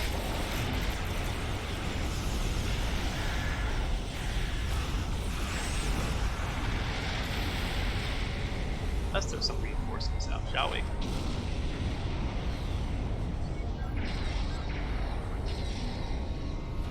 Oh, come on. Now that I got reinforcements out, come on, let's have some bad guys to shoot.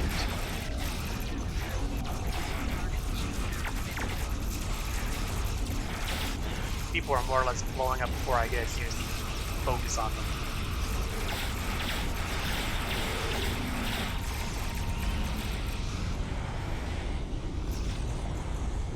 $204 ships. We are racking them up.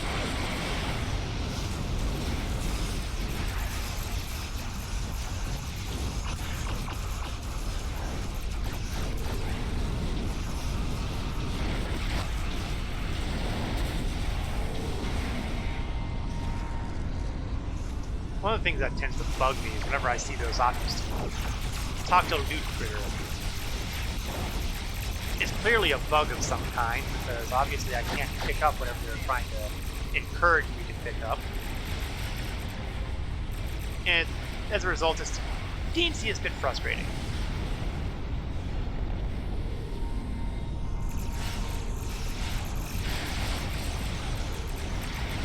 It's in fights like this that make you really happy to have fire at will and torpedo spreads and stuff like that, because there's so many targets.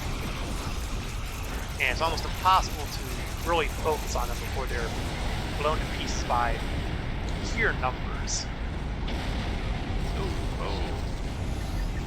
Let's... Must remember not to fly too close to the flame.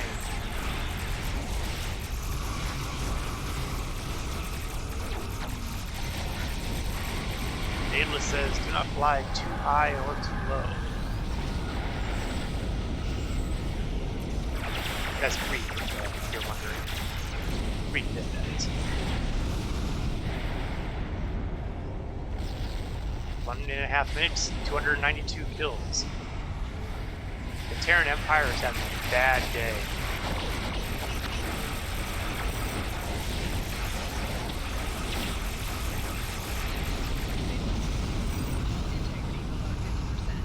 What was my day? 2.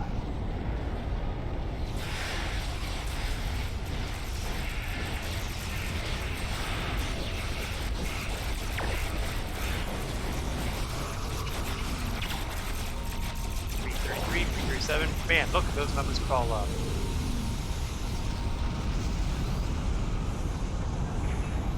No matter how you slice it, the Terran Empire must be losing. I don't know exactly if the Terran Empire uses money like Ferengi do, or if they don't use money like the Federation here does. But you gotta figure there's a whole lot of resources that are being wiped out completely here. Because 360 ships, I think there's a very real chance we can top 400 here if we get another big wave.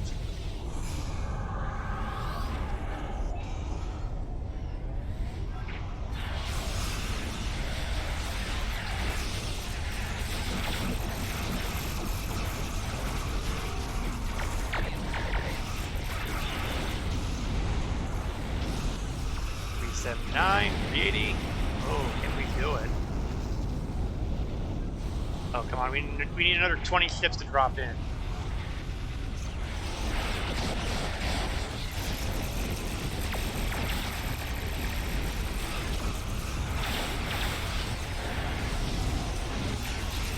Close, so close. 398, come on, 2 more. 402, we've cleared 400 ships. That is a lot of resources. The Terran Empire is probably looking at their bank account thinking, what happened to it all? Say we bought 500 ships and there's exactly how many left? I only got the tier 3 reward, but I got some Chronoton and Terran stuff. The Mirror Universe invaders will take a little time to regroup before they come back. Well, let's not stick around then.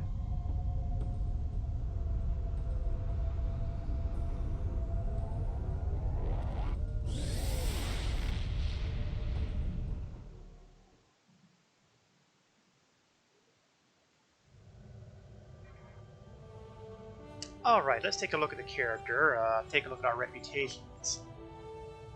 Terran Task Force. It will not surprise you to see that we have Terran marks gained from that little experience.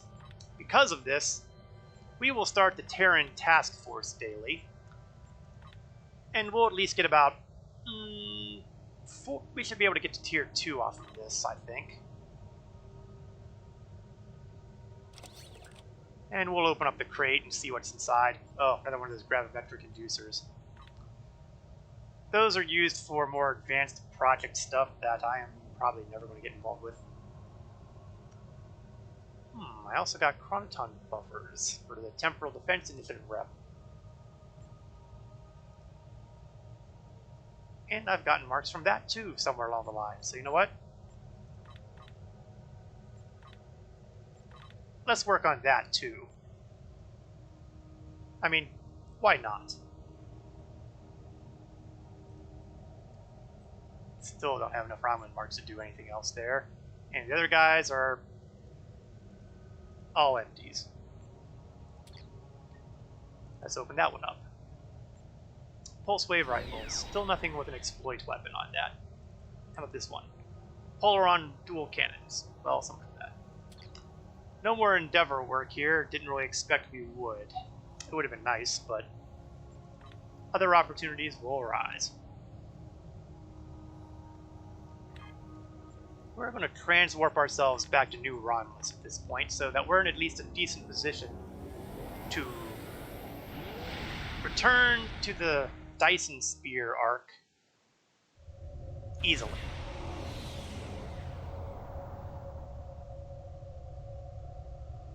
I'm going to take a moment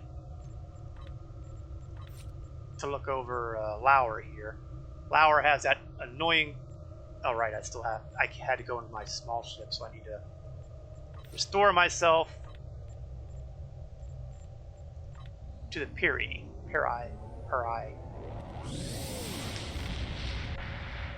That had to be a randomly done name because there's no way I would have come up with it.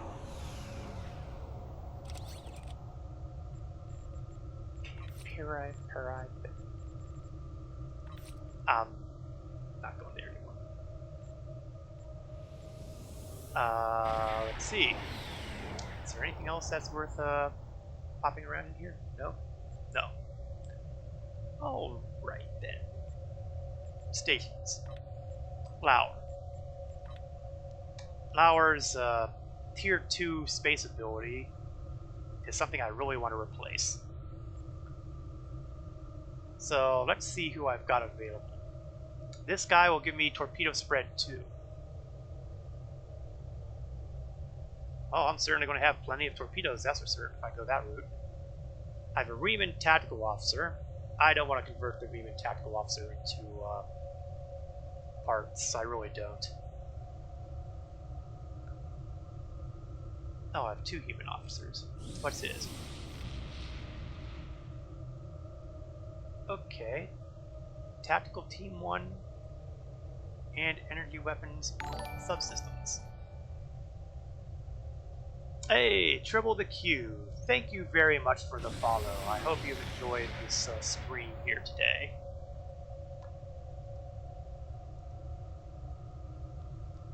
I think we're going to create a manual out of him.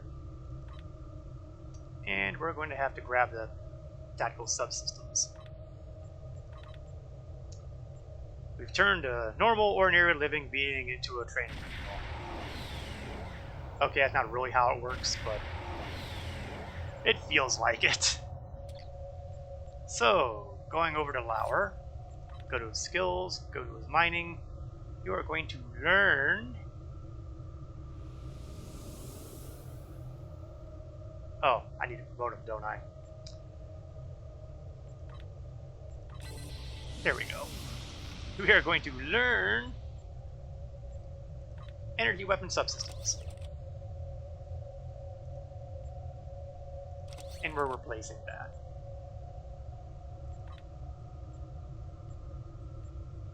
And we're going to make sure that it matches up there. There we go.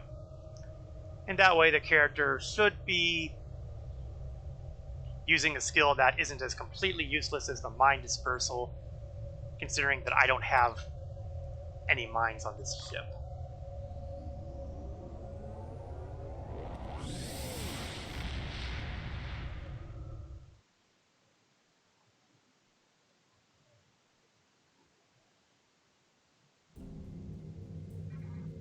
Okay, we'll just put ourselves next door to the Iconian Gateway over there. And I think that covers pretty much all the administrivia that I need to take care of.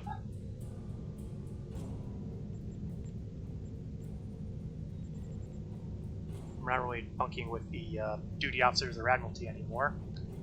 I probably should have if I wanted to get more specialty points quickly, but it actually never occurred to me. That's an occasional occupation after me. But as we are approaching the 10 o'clock p.m. Eastern hour, I think this will be a good point to call it a night. I want to thank you for watching my stream.